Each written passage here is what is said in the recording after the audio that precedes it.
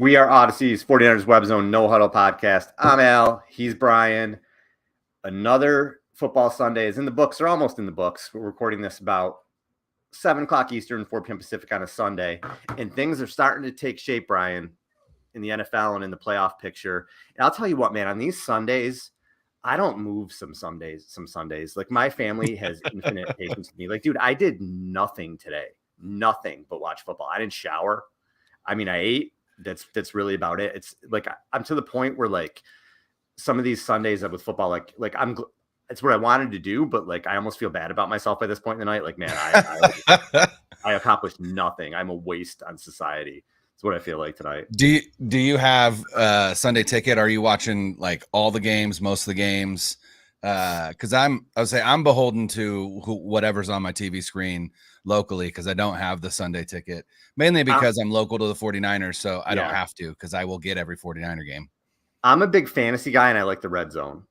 I'll do a lot of the NFL red zone. So I like to, even though it was a rough fantasy day for me, man. It was a rough day all around with that. But Cooper Kupp's hurt. I had guys on buys. Dallas Goedert got hurt. All these people I have are just hurt, and it was brutal today. But I'm a big red zone guy. I think it's awesome going back and forth with that. Obviously, when the Niners are on, all my attention is there. But for the rest of the NFL, because I'm so into it, I like to watch all the other games. I like to see what other teams are doing. For sure. I watch a lot of Bills games too, because that's like my second team. So they got off the schneid a little bit today and started playing a little bit better. So I'll tell you what, if I wasn't such a fan of Mike McDaniel and what he's doing in Miami, I do think the Bills would be my quote unquote AFC team. I love the Bills, and it has to. I imagine it has to be from the amount of time I spent watching Chris Berman as a young child and teenager and into my young adult years, and just his love for the Buffalo Bills. And I love their color scheme. I love that royal blue, the red and the white. I love the helmets, right? Those white helmets with the old school Buffalo logo.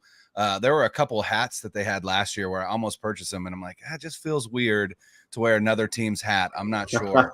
But like I said, if it wasn't for Mike McDaniel and what he's doing down in South Beach, that would probably be my my AFC team, if you will. Because I also love Josh Allen and the way that he plays, and good to see him kind of pick things up today after having a pretty rough past 2 games.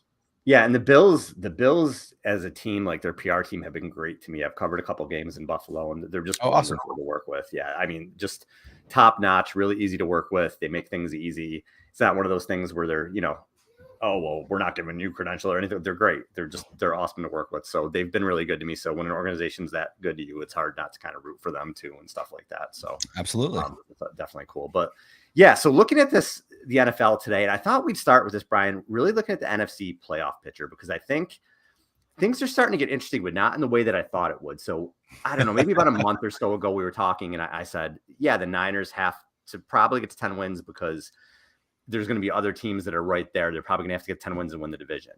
The teams that I thought I was talking about at that time were the Rams and the Packers. I just thought at some point those two teams are going to get it together.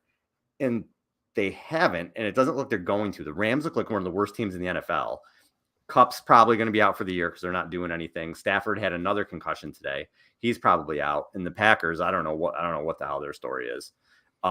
They don't look like they're going to come back. I mean, could they run the table? I mean, I guess so, but it's not anything I would bet on. So now all of a sudden, where's the Niners competition? So if we look at this playoff picture, Philly's 9-1, and Philly's probably taking that division, right? Pretty safe to say. Yeah. I mean, they play the Cowboys one more time, right? So, and the Cowboys right now are absolutely throttling the Minnesota Vikings. The 8-1 Minnesota Vikings. Last time I checked, it was 37-3. I think that came to the Bucs. Yeah. What's crazy is it's 37-3, and there's almost an entire fourth quarter to go. There's still 10 minutes left in the fourth quarter of that game. Yeah, Cowboys absolutely dominated that game. Yeah, it's 37-3. So they could, because Philly hasn't looked great in the past couple weeks. I mean, I guess Dallas could, but you have to figure Dallas and Philly are both in, whether one will win the division or absolutely. One. Vikings are going to win that division. Vikings probably win one more game the rest of the season to win that division, so they're in. I think they don't scare me. obviously, from what you've seen today. And I know they just won a really, emotional game against the Bills. So maybe there was going to be a letdown, but I still don't, they don't scare me at all. And then you have, I think Tampa Bay will win their division by default. I know the Falcons are 5-6. They've been pesky. I guess you can't count them out, but it'd be hard pressed for me not to say that Tampa Bay will win that division. And then you get to sort of everything else. The Giants look bad today, but the Giants, we know what the Giants are. The Giants are kind of smoke and mirrors anyway. The thing with the Giants is they're already at 7 wins. They need really a total just collapse not to get to 9. They might get to 10. I still kind of am going to bet on them maybe getting to 10. So they're right around there. And then other than those guys, I'm not worried really about anybody except Seattle, obviously, because that's who the Niners are competing with their division. And all of a sudden, the Commanders. Yeah. Monday night, they look, I'm not worried about that team at 4-5 with Taylor Heineke, but now all of a sudden they beat the Eagles. Yep. I mean, they beat a bad Texans team today, but you win the games that are on your schedule. And now they're 6-5. And now that game coming up, Brian, against the Niners, I thought that was just going to be like, they got to play the Commanders. That's going to be a huge game. Yeah. Here's the thing. Like, I feel like what I got from today in terms of looking at the NFC is that the reality is there's quite a few frauds in the NFC. And I don't mean that in terms of they shouldn't have the record that they do. I mean, to a certain extent, you can argue that they shouldn't, especially the Giants. But what I mean is that these teams that have these tremendous records that are almost assured of a playoff spot, being the Eagles, being the Vikings, and really being the Giants, if you will, at 7-3.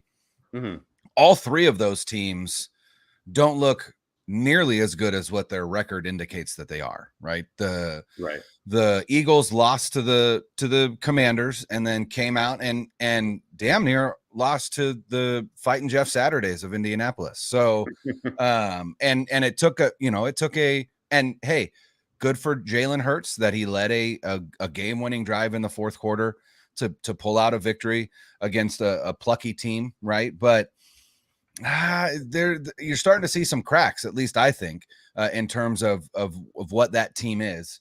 And at 9-1, you think, oh man, like that team. I like to think back to 2019, right, when the 49ers were an absolute juggernaut, and like it felt that way. It didn't feel like they were eking out wins. It didn't feel like the wins that they had were, against a ton of inferior opponents, or that they were, a lot of close games. They were putting it on teams in 2019, and it, and they rode their way to the Super Bowl.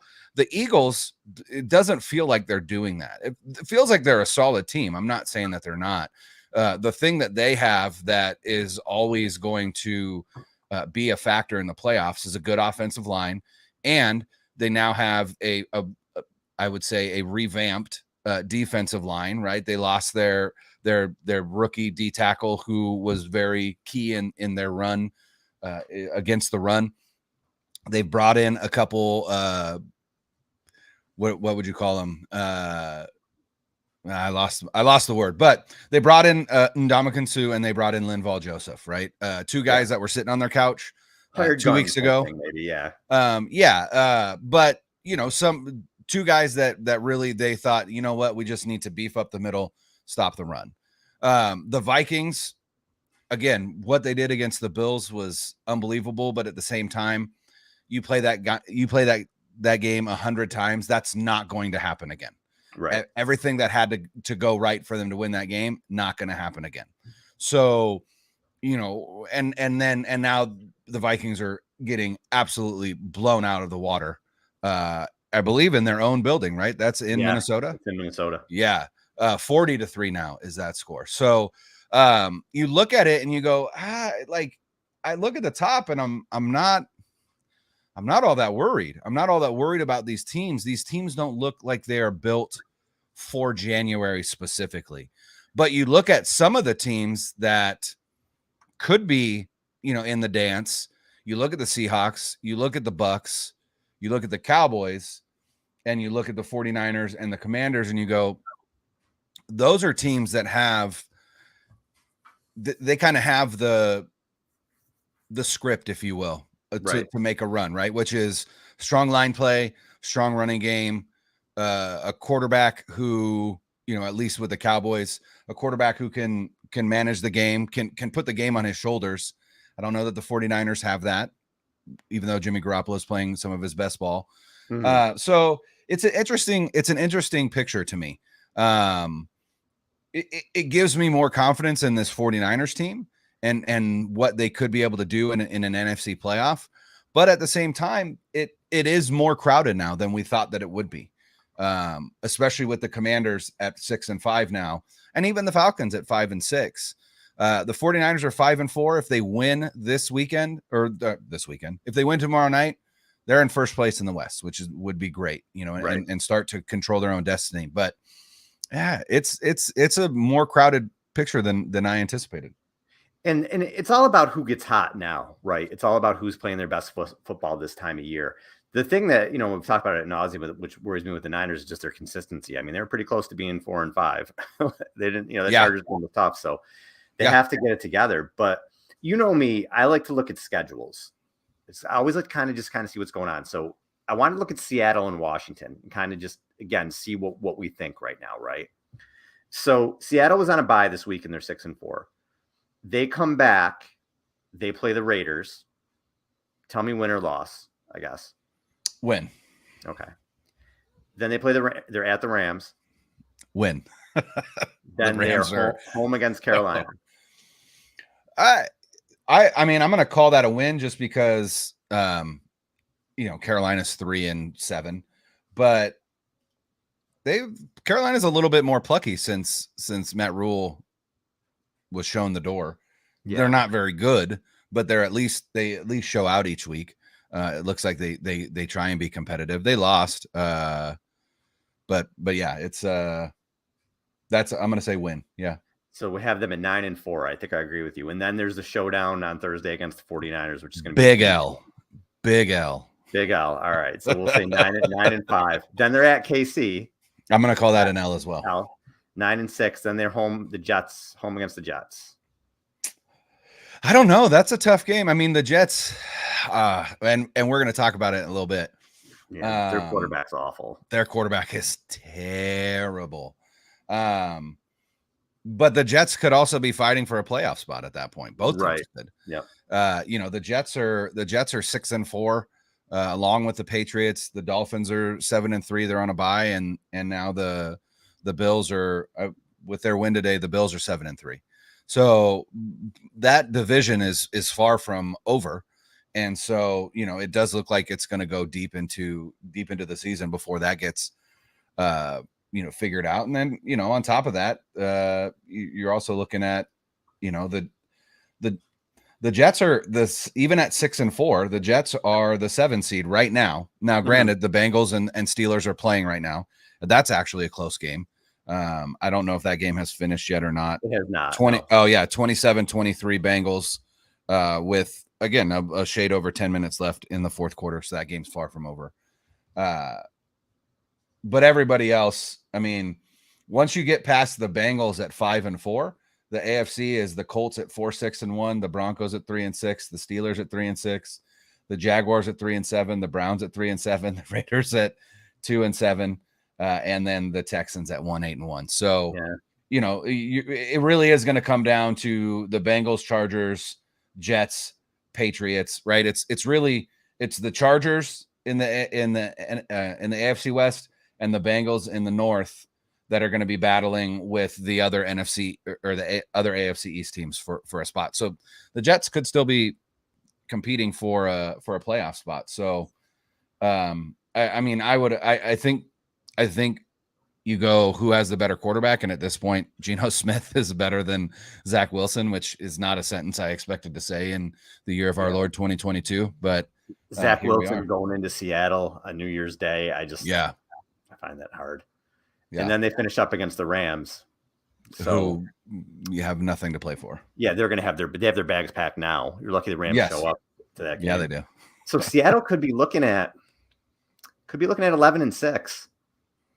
Yeah. That's crazy. Just think at the beginning of the season that they were going to be be 11-6. They probably will. They probably will be. Mm-hmm. They probably will win 10 or 11 games with their big stretch, their tough stretch. I should say the Niners and the Chiefs, those back-to-back weeks. But other than that, they have 5 very winnable games. It's an easy schedule. Oof. Outside of those two. Yeah, for sure. Wow, that's crazy. So the Niners are going to have to keep pace there, I think. All right. So the other team would be that I'm not afraid of the Commanders, but again, it's just it's a win-loss thing, man. So let's see. Right. They're 6-5, and they are home against Atlanta next week. Who the hell knows in that game? So the winner of that game is so hard to predict. Yeah. I would give that one at home the way Washington's playing. I would probably give it to Washington. Yeah, I would agree. Taylor Heineke has breathed some life into them. I don't think Wentz is getting his. I don't think Wentz is getting his job back.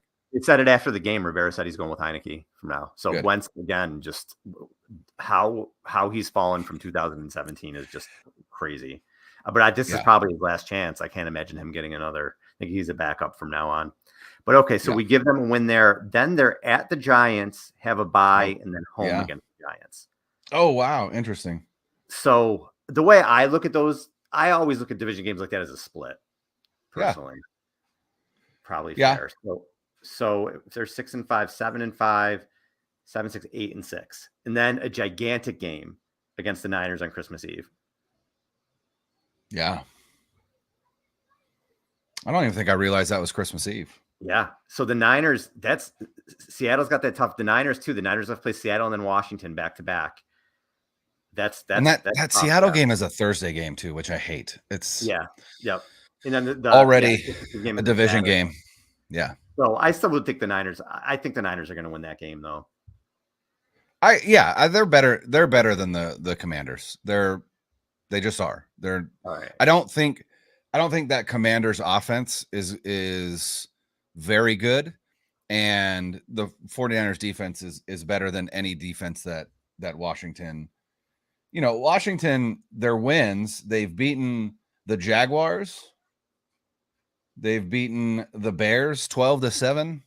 Mm-hmm. They beat the Packers 23-21. They beat the Colts 17-16. And then they beat the Eagles 32-21. That's their big win. And then kind of riding that with an easy win. Yeah, and then they beat the Texans today 23-10. So again,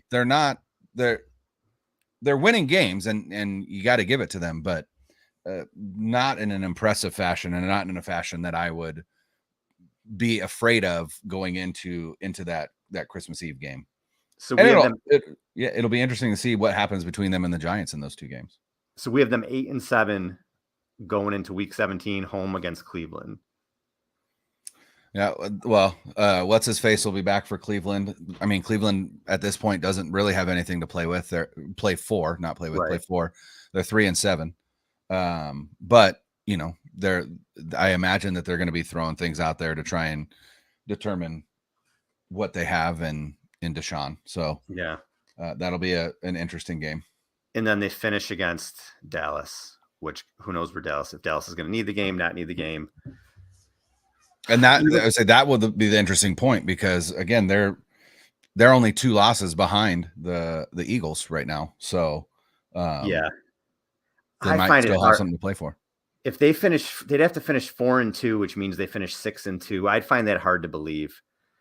I think at best they're going to go 9 wins. The Commanders? Yeah. Yeah. Yeah, I think that's. And the only other team we might have to worry about is Atlanta. If Atlanta happened to beat Washington and get to 6-6, then they play the Pittsburgh, which isn't good. They play New Orleans, who isn't good. Pittsburgh's defense is picking up now. They've got Watt back. They've got Minkah Fitzpatrick. Again, they're playing the Bengals tough right now, but still losing 27-23. And they have New Orleans, they have Baltimore, they have Arizona, Tampa. I don't know. Well, I'll worry about Atlanta if they have a couple more wins in a couple weeks. I can't go there with them right now. I just can't. So that means the Niners, though, it's not a cakewalk. I mean, they do have to take care of business. They can't kind of fall into a playoff spot this year. They do have to take care of business. And they have games on the remaining of their They schedule. I say they have a much tougher schedule than any team that we just looked at. Right. And we Much didn't tougher. think it was going to be that way at the end of the year, but now it kind of is. Yeah. So you have Arizona, which we'll talk a little bit more about the game in a little bit, but Arizona's beat them 3 out of the last 4. Arizona always plays them tough. I still think they're going to win. Then they play New Orleans, who New Orleans doesn't scare me. But then you have the Miami, Tampa, Seattle, Washington stretch before you finish out with Vegas and the Cardinals again. But that 4 games, can the Niners run that table? I think the Niners can beat anybody on any given day. I think the Niners can run the whole season, talent-wise. But that stretch, I think they lose one of those games. Absolutely, I think they might lose 2 of those games. But that stretch, the 4th through the 24th, that's the stretch for the Niners. They can even be 7-4 going into that stretch. They can beat Arizona and New Orleans, and things can still kind of come off the rails there. Just because you have the Mike McDaniel game, Miami, you have Tampa Bay with Tom Brady and that good defense. You have to go to Seattle on a Thursday, a short week, and then you play a pesky Washington team. Now, 3 of those 4 games are at home, but that's the stretch. That's the stretch of the season that's going to decide the Niners season right there. Absolutely, yeah. And I didn't. And that Dolphins game, we're like, oh, it's an easy schedule. It's not. It's not. No, I still, coming out of that bye, I still predicted that they'd go 7-2 down the stretch, which would leave them at 11-6, and so I still have to stick with that. I think those 2 losses come in that stretch of Miami, Tampa Bay, and Seattle, which means that they would go 1-2 there, which is tough to say, but that Dolphins game scares me so bad. Oh yeah, definitely. And then the emotion from that, right? Even as a team, they're going to chalk it up to Shanahan, McDaniel, but as a team, I'm certain that a lot of those players probably love Mike McDaniel, but when it comes down to it, they're like, I want to kick his ass because he's on the other sideline now. Yeah, so there's going to be. I can't wait for that game. Yeah, I'm going to be at that game, and like I said, I'm still terrified, but. And then if they win that game, there's absolutely a good opportunity for a letdown in week 14 against Tampa Bay, because you come off an emotional victory and you're looking ahead at that divisional matchup against the Seahawks. So yeah, it's a tough stretch. It's a tough stretch just kind of mentally and emotionally for this team as well, to, have flown out to Colorado Springs, which sounds like the majority of the team wasn't terribly thrilled by, with just how cold it was and just wasn't a very good trip for them. Then to fly down to Mexico City, play at elevation, come home, and, then get ready for a Saints team that, isn't very good, but you still can't take them lightly. And then, you've got to get up for Miami, and then Tom Brady and the Bucs, and then the Seahawks. It's tough. It's tough. Nuts, man. So other thing I want to talk to you about was just, again, watching the games today, not moving off my couch.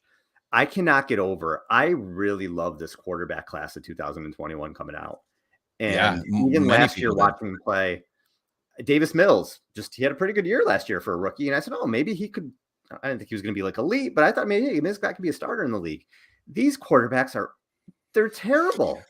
Terrible. And you look at it. So Trevor Lawrence, again, maybe he's going to be a starter in the league, but they're talking about him as like the surest thing since Andrew Luck and the next Steve Young and all these other things. He is not anywhere near that, at least not yet. He's disappointing just in the sense of what he was going to be and what he is. And the Jaguars are terrible. They're not winning games. What are they won? 5 games with him or whatever it's been in two year and a half. What are they 3-7 this year? The Jags? Yeah. No, not even that. Are they? Yeah, they're 3-7. Yeah. So not the year they hoped with him. And then you go from there. Zach Wilson is atrocious. Terrible. He stinks. And the Jets have a good team around him.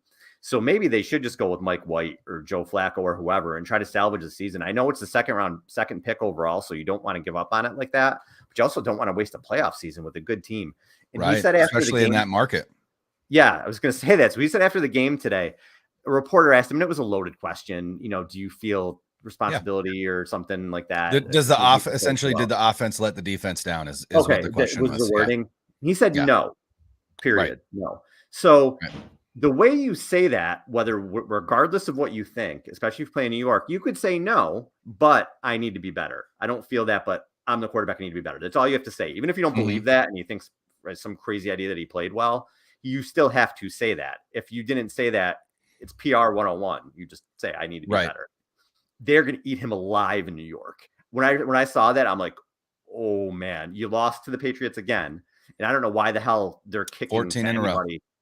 A row. Why are you kicking to anybody at that point in the game with no time left? You just kick it out of bounds. They're not going anywhere offensively and go to overtime. But they did that. They lose the game.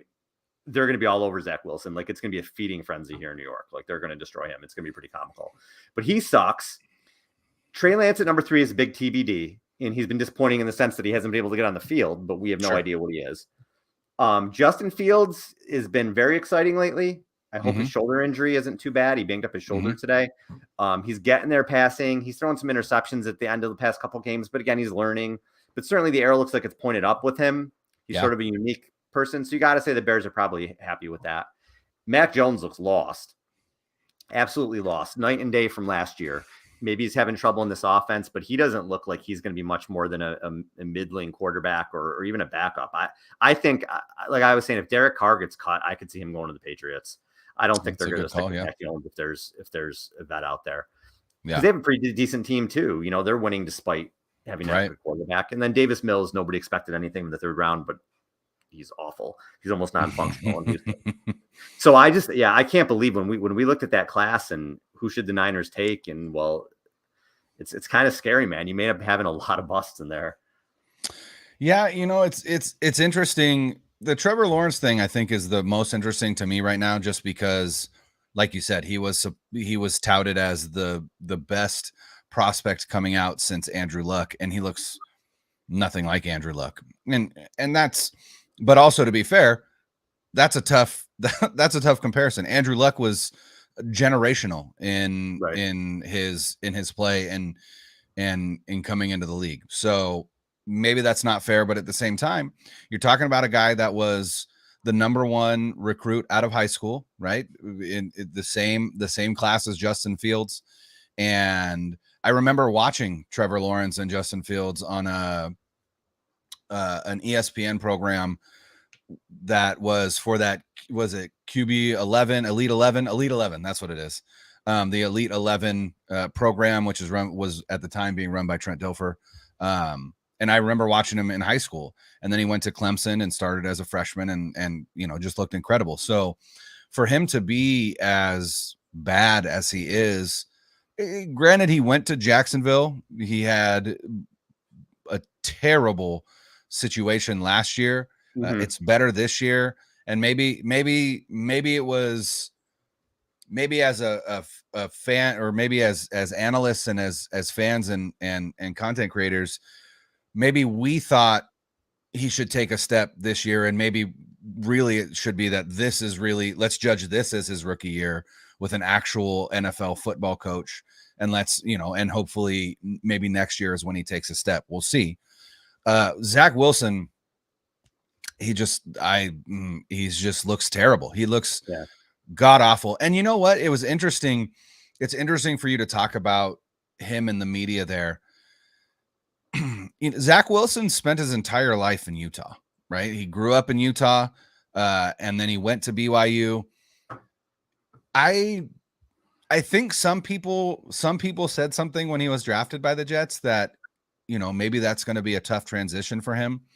But, you know, I think, and I want to say this, I'm trying to say this without judgment, but he comes from a culture, right, that there isn't a ton of personal accountability. And so to go to a place like New York where they expect that out of you, I'm not surprised by his answer. You know, I'm not surprised by his answer of, hey, do you think the offense let the defense down? No, I don't. You know, basically is like, no, I'm not taking any kind of responsibility here. When in reality, that's all they're looking for, is for you to be like, oh, you know, I don't want to say that we let them down, but I definitely need to be better, right? That's all you need to do. That's all you need to do to make it through that question. And so it just kind of speaks to where he's at emotionally and mentally when it comes to being what's supposed to be the future at the quarterback position in New York. That's not an easy place to be. And it genuinely looks like they made the wrong choice in terms of who they took. And I don't necessarily think that he's terrible because he's in New York. I just think that he's not very good, and being in New York just exacerbates that. It. Yeah. And especially being on a good team that you're kind of holding back. Right. Exactly. And so that's an interesting one to continue to monitor, because they do have the ability to move off him quickly, right? They've got a good team. You know, if I think you've got to make that decision sooner rather than later. Otherwise, it's going to cost Saleh and probably Douglas their jobs. And so it's time they're in a tough spot. It's time for a ghost injury. Like, hey, Zach pulled something. He's going to be out for a couple of games. Right. And just, you know, and kind of see what Flacco does or see what White does. And, you know, if it looks good, you're like, oh yeah, that injury was a lot worse than we thought. Maybe. You know, and I think you're right. I think Justin Fields is the quarterback from this class that has an arrow, the only quarterback in this class that has his arrow pointing up. And, you know, I think what you're seeing from him is like the exact perfect thing that the Bears as an organization need out of this season. They need to see growth out of Justin Fields, and they need to still lose these games, right? Because it gets them a better draft pick, and they can start to build around Justin Fields. So it's like the best of both worlds. You're seeing development, you're seeing growth, you're seeing the potential, and you're losing all these close games, which as a fan is frustrating. But arguably, if you take a step back, you go, this is actually the best thing that could possibly happen for us, simply because now we get to see what we have in this kid, and we're going to get better draft picks to build around him. So I'm excited for Fields. I was a Fields at 3 guy. You know, that was my hope for who they were going to bring in. And I still have faith in Trey Lance. I'm not saying that I don't, but it does to a certain extent. There's a part of me that's like, well, at least, you know, I feel like that was a win for me. I was like, that was the guy that I targeted at 3, right? Because prior to that trade up, I actually was on board for Mac Jones, but Mac Jones at 12, because there wasn't an opportunity. There wasn't going to be an opportunity, because to me, what Mac Jones represented was Jimmy Garoppolo at a rookie quarterback wage, which was like, I'm in. That's fine. We've shown that we can win. That wasn't going to take the offense to the next level, but at the very least, you reset the position. You get that rookie, you know, you get that rookie QB in at that rookie wage scale, and you know, you start spending money elsewhere and see if you can't, you know, essentially pull a Super Bowl victory out of the air with a quarterback that likely isn't technically good enough to get you there. That's what I thought with Mac Jones. So and I think you're right. I think having Matt Patricia and Joe Judge running an offense that doesn't make sense to Mac Jones, I think that's why we're seeing what we're seeing here. What would be interesting to see is if they just flip-flop, like you said, Derek Carr to New England and Mac Jones to Las Vegas, and see if they can't make that work again with him and McDaniels. Yeah, I wouldn't be surprised if something like that happens. I really wouldn't. All right, Brian, for the last little bit we got here, we should probably look at this game we got coming up here. Yeah. Cardinals have not been good this year. Cardinals have a lot of problems. But the Cardinals play the Niners well. They beat them 3 out of the last 4. They beat them in week 1 last year, and then the Niners beat them late in the season. No, they lost both games last year. They lost both games last year. 2 years ago. I'm going back 2 years ago. Yeah. They beat them the first game of the season. Game Garoppolo had a really rough game, and then they beat them late in the season. But then last year, you have the first game where Lance started. That was that went on a lot of 4th downs and didn't make it. And it was 17-10. It was kind of a weird game. And then you have the Colt McCoy game when it looked like, okay, what's the sky is falling. It was absolute rock bottom for the Niners that game. Now McCoy goes 22 of 26, 249, and McCoy wins last week too. And he comes out and he kind of has made the Cardinals look settled. I don't know that Colt McCoy is like a great starting quarterback or anything, but he's a veteran. They say he's a leader. They hope that DeAndre Hopkins will be healthy. He's got a hamstring injury now. You have Rondale Moore. You have Hollywood Brown maybe back. The last I heard, it was up in the air. So we'll see there. They have some weapons there on offense, and they have some players on D. So this is one of those division games where I think the Niners are much better than the Cardinals, and the Cardinals they have a lot of problems to me. They're just one of those teams that always gives the Niners problems. Even in 2019, those were tight games. They were close games. They give the Niners problems. So I don't think this is going to be a blowout by the Niners by any stretch of the imagination. I think they're going to win. I do, especially after Shanahan went Rocky IV with them out in Colorado when he had them training in the snow and whatever else he had them doing out there. You see, Nick Bosa was like, it tested our ability to be like optimistic or something, or positive. Yeah. So it was straight Rocky IV. That's what I picture it like, with like they're chopping wood and climbing up mountains and everything else. But yeah, it's going to be a tough game, man. It's going to be a really tough game. I think the Niners will come out on top, but this Cardinals team is not an easy win for them. They never are. Yeah, here's the thing. Like, if you just look at the numbers, right? Here's the Cardinals DVOA profile, right? So here's all their DVOA rankings through last week, right? So through week 10. On offense, they're 28th overall, 29th in passing offense, 27th in run offense. Oof. They're 21st on defense. They are 19th in pass defense, 16th in run defense. They're 22nd in special teams. And overall, their DVOA profile as a team is 29th, again, out of 32. So you look at that and you go, that team sucks, right? Like, that team, that is not a good team. Yeah, on paper, this team is awful. But like you said, they, for whatever reason, they play the 49ers tough. And it's hard for me. The 49ers should blow this team out of the water. They just should, right? They're just so much better everywhere than this team currently. But the 49ers haven't really blown anyone out of the water since the Panthers game, which was, 7 weeks ago? I don't know. Right. Whatever. Long ago.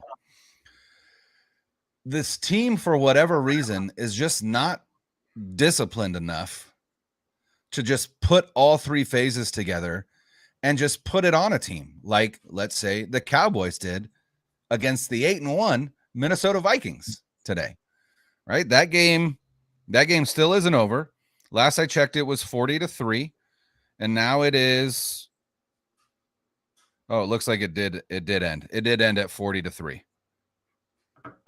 Mercifully, the 49ers, the 49ers should be beating a team like the Cardinals in that manner.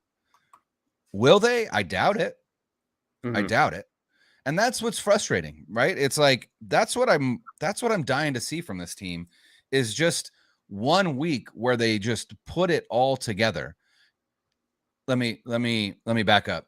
1 week that isn't Rams week where they put it all together. There you go. Right? Because there were 2 weeks, Rams week, where they put it together. Although that second game, they did go into halftime down, and then second half they blew them out of the water. So are they going to win this game? Yes, I am going to predict that they win this game.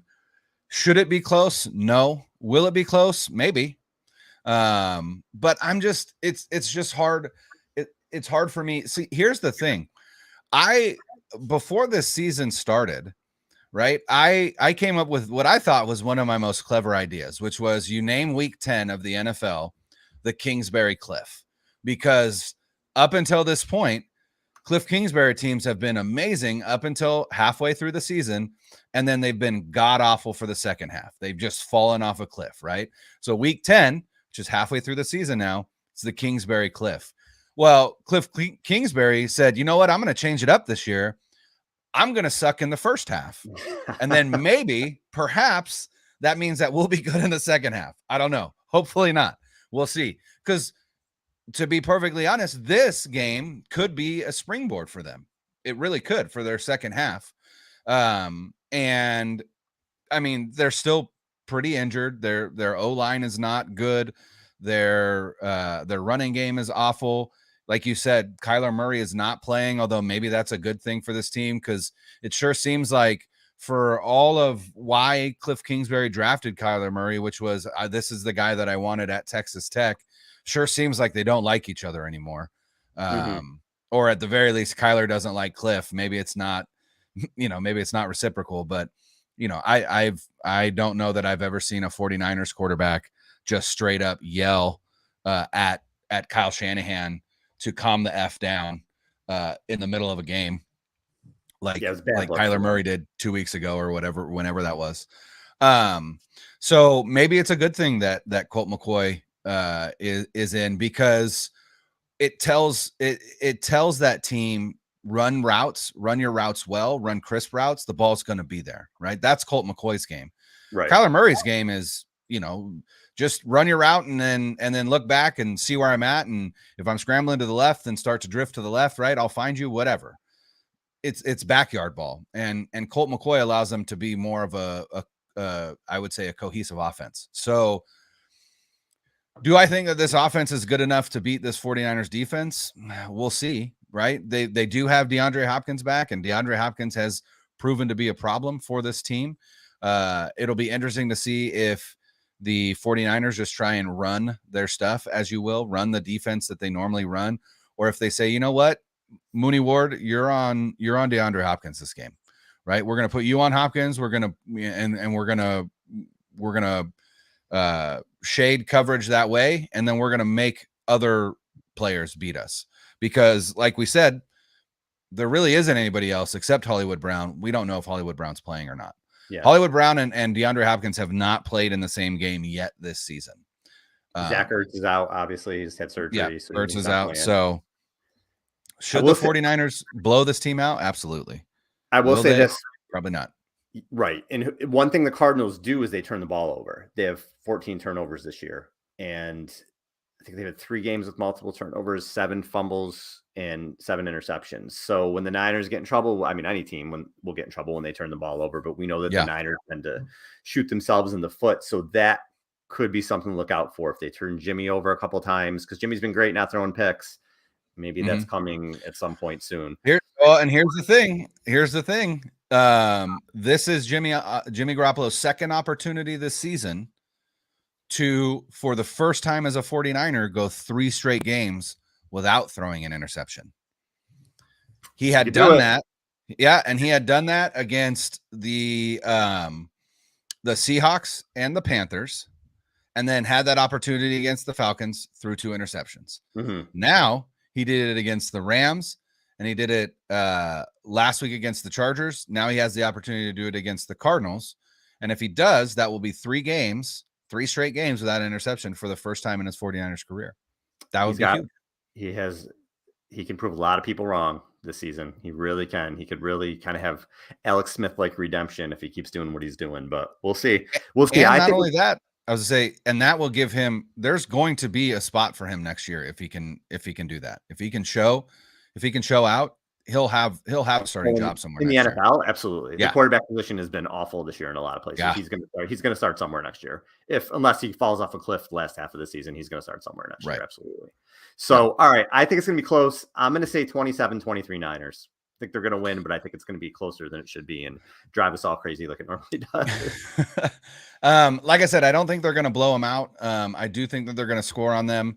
I guess it depends on what your definition of a blowout is. I'm going to say they still win by 2 scores. I'm going to go with your same, which was 27, but I think they hold this offense to 17 points. So I'm going to say 27-17 San Francisco 49ers. All right. We'll be back to talk about it on Tuesday for our next show. For Brian, I'm Al. Later.